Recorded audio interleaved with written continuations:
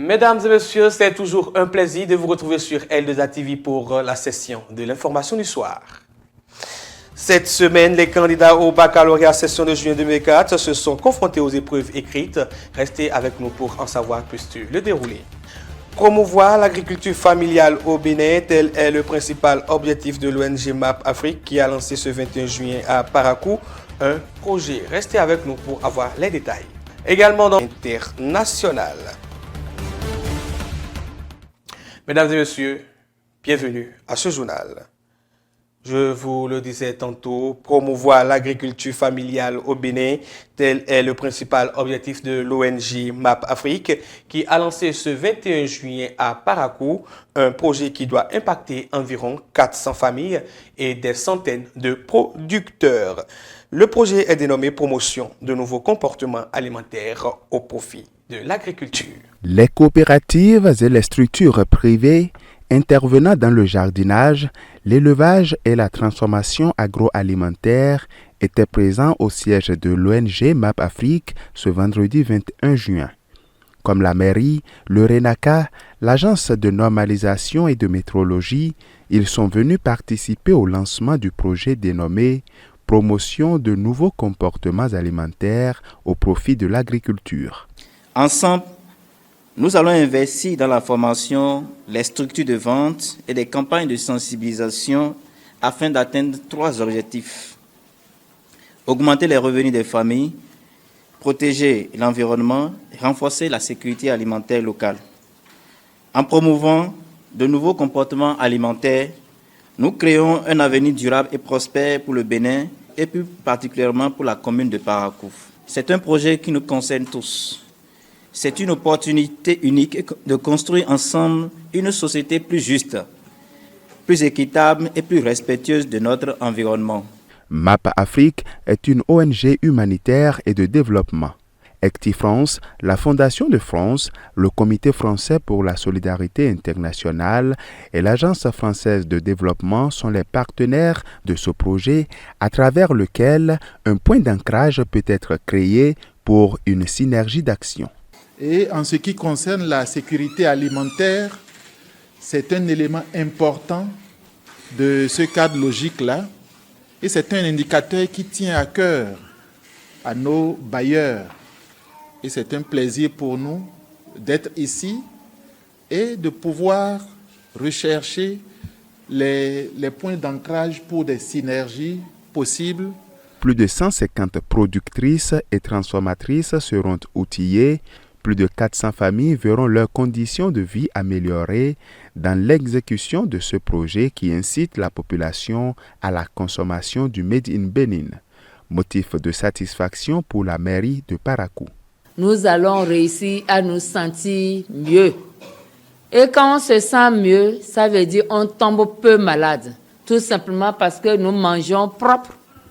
Ce que nous consommons, si c'est propre, ça veut dire qu'on diminue les maladies. Et dans un environnement sain, on éloigne de nous la maladie de plus en plus. Et sur le plan économique, ça nous arrange parce que nous allons tomber peu malades, nous allons nous sentir mieux, nos poches seront plus pleines et la vie sera belle. La présentation du projet et des travaux en groupe ont mis fin à ce lancement officiel du projet qui entre donc dans sa phase active. Mesdames et messieurs, cette semaine, les candidats au baccalauréat session de juin 2024 se sont confrontés aux épreuves écrites.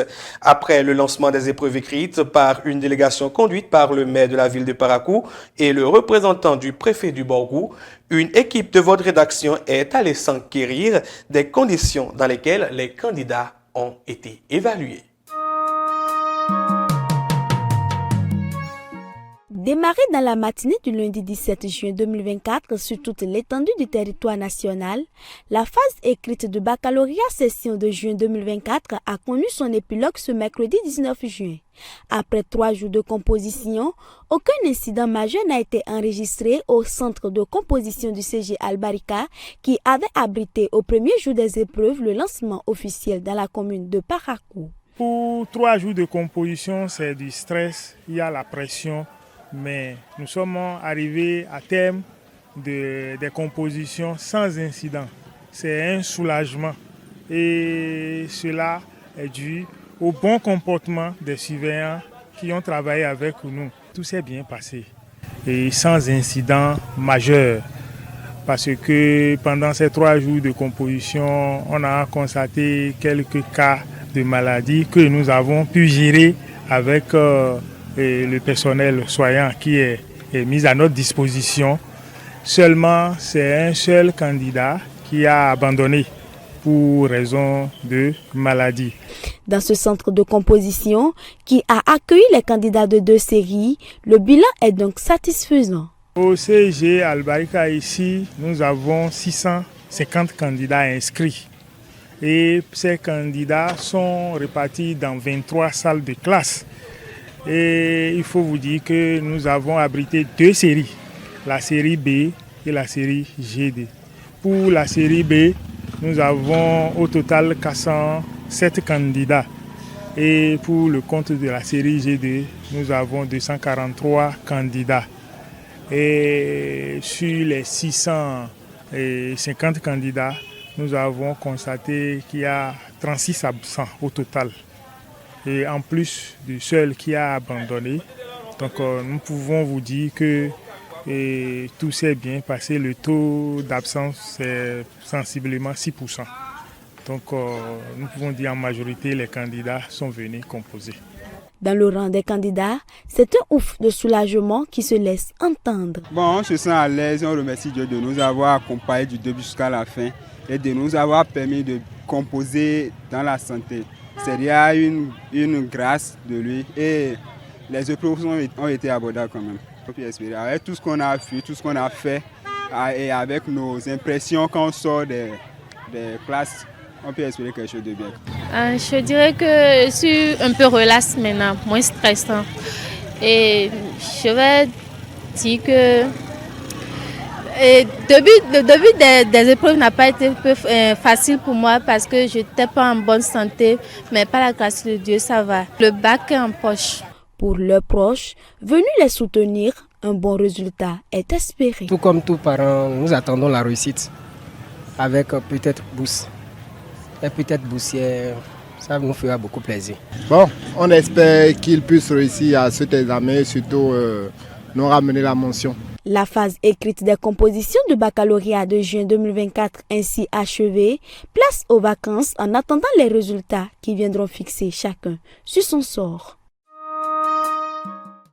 Dans la page des sports, mesdames et messieurs, il sera essentiellement question du football avec le bilan des matchs de l'Euro 2024 et de la Copa América.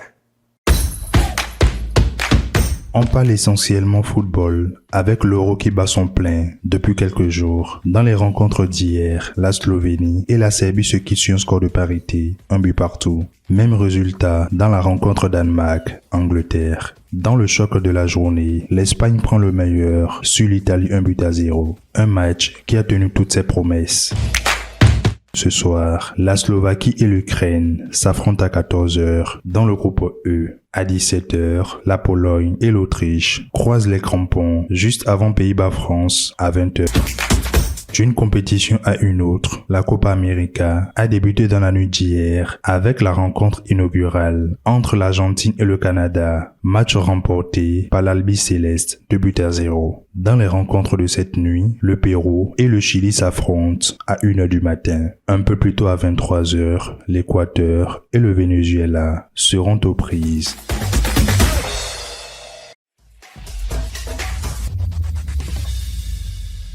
Plus de 1000 personnes ont perdu la vie au cours du Hajj 2024. C'est ce que nous apprend Nakim Nouati dans ce condensé de l'actualité internationale.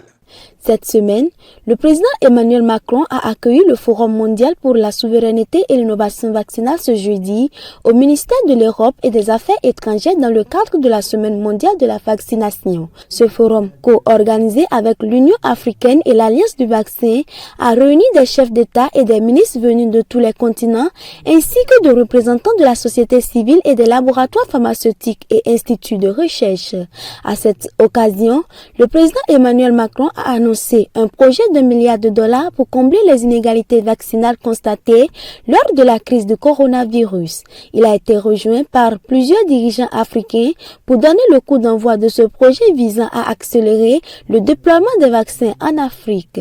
Également, le président Emmanuel Macron et son homologue sénégalais Bassirou Diomaye Faye se sont rencontrés ce jeudi pour la première fois à Paris, exprimant leur volonté commune de donner une nouvelle impulsion au partenariat bilatéral, selon un communiqué conjoint. Après la Corée du Nord, le président russe Vladimir Poutine poursuit sa mini-tournée asiatique sur le Vietnam ce jeudi dans l'espoir de consolider des partenariats cruciaux dans la région. Cette visite au Vietnam marque le 5e voyage de Poutine dans le pays sous son statut de président. Il s'agit aussi du 3e pays qu'il visite depuis sa réélection en mars dernier. En Corée du Nord, il a signé un accord de défense mutuelle avec son homologue Kim Jong-un, tandis qu'au Vietnam, la collaboration sera axée sur le domaine de l'énergie, des technologies de l'éducation et du tourisme. Afrique du Sud, parlons investiture de Cyril Ramaphosa, réélu président pour un second mandat sans majorité absolue en Afrique du Sud. Il est investi ce mercredi lors d'une cérémonie en grande pompe à Pretoria où il a prêté serment au siège du gouvernement devant le président de la Cour constitutionnelle, les membres du Parlement ainsi que les rois traditionnels des différentes ethnies du pays. Une vingtaine de chefs d'État et de gouvernement étaient présents, les représentants des partis politiques, des syndicats, de la société civile et les chefs religieux ont également été conviés. Tchad, un gigantesque incendie est survenu dans un dépôt de munitions militaires à N'Djamena dans la nuit de mardi à mercredi et a tué au moins 9 personnes et en a blessé 46 autres selon le ministre de la Santé. Après cette explosion, le président Mahamat Déby Itno s'est rendu sur les lieux du drame pour constater les faits. Il a également annoncé qu'une enquête sera ouverte pour déterminer les causes de ce drame. C'est tout pour aujourd'hui. On se retrouve semaine prochaine pour d'autres nouvelles. Mesdames et messieurs, c'est tout pour ce journal. Merci de nous avoir suivis. À la prochaine.